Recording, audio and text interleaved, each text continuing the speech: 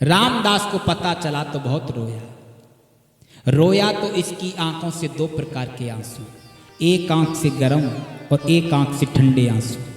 ऋषियों ने पूछा महाराज दो प्रकार के आंसू क्यों?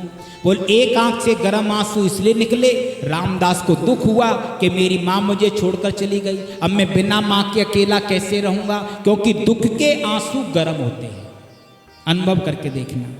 और एक आंख से ठंडे आंसू इसलिए निकले, रामदास मन ही मन बड़ा खुश हो रहा है, सोच रहा है अब मुझे भगवान का भजन करने से दुनिया की कोई ताकत रोक नहीं सकती है, अब मैं जी भर के भगवान का भजन करूंगा। मां का अंतिम संस्कार करने के बाद जंगल में चला गया, ओम नमो भगवते वासुदेवाय मंत्र का जाप किया। क्षणिक देर के लिए परमात्मा की झलक उसे दिखाई दी, तुरंत आकाशवाणी हुई और आकाशवाणी ने कहा रामदास अभी तेरे प्रारब्ध बाकी हैं, जब ये सारी सृष्टि जलमग्न हो जाएगी और दोबारा से सृष्टि की रचना होगी, मेरा आशीर्वाद है तुम देव ऋषि नारद बन करके जाओगे। तो आज नारद जी वेदव्यास जी से कह रहे, वेदव्यास जी जब संतों की कृपा से दासी का बेटा रामदास अगर देव ऋषि नारद बन सकता है तो तुम संतों की कृपा से भागवत की रचना क्यों नहीं कर सकते? मेरे पिता ब्रह्मा जी ने मुझे चतुर श्लोकी भागवत प्रदान की है और वो चतुर श्लोकी भागवत में आपको प्रदान करता हूं, आप उसका विस्तार कर दीजिए। देखो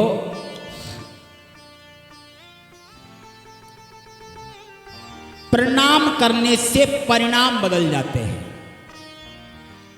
प्रणाम करने से परिणाम बदल जाते हैं।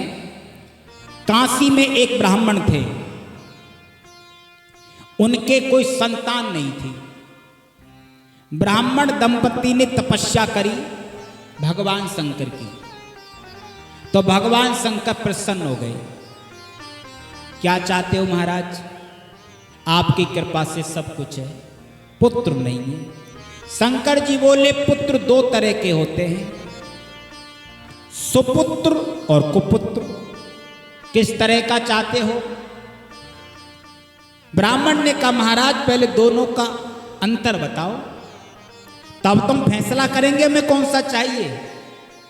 शंकर भगवान ने कहा कुपुत्र की उम्र लंबी होगी पर आपको जीवन भर दुख देगा, और सुपुत्र की आयु कम होगी पर आपको सुख ही सुख देगा। बताओ कौन सा चाहोगे? अब ब्राह्मण ने सोचा ज्यादा दिन के दुख से अच्छा तो थोड़े दिन का सुख बढ़िया है, तो ब्राह्मण ने कहा महाराज सुपुत्र दे दो। शंकर जी ने कहा तथास्तु, जाओ सुपुत्र पैदा होगा पर उम्र मात्र 5 वर्ष की होगी। और शंकर भगवान कह करके अंतर्ध्यान हो गए। कैसी परीक्षा ली? ब्राह्मण सुखी भी और दुखी भी।